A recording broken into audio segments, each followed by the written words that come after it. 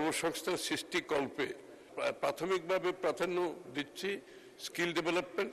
আসলে আগের প্রশ্নকারী যেটা বলেছেন সত্যি যেটা সত্যই, সেটা হচ্ছে শিক্ষিত বেকার যুবকের সংখ্যা সবচেয়ে বেশি বাংলাদেশে, এবং এটার কারণ হচ্ছে আমরা সবাই জেনারেল এডুকেশনের দিকে চলে গেছি, আমরা কারিগরি শিক্ষার দিকে মনোযোগী হই নাই।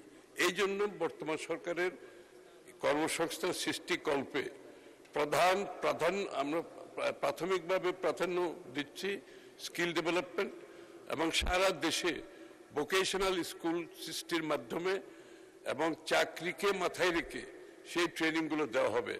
শুধু ট্রেনিং নয়, এই ইনস্টিটিউশনগুলোতে অ্যাক্রেডিটেশন এবং সার্টিফিকেশনের মাধ্যমে যাতে দেশে এবং দেশের বাইরে উপযুক্ত চাকরি পায় তারও ব্যবস্থা করা হচ্ছে।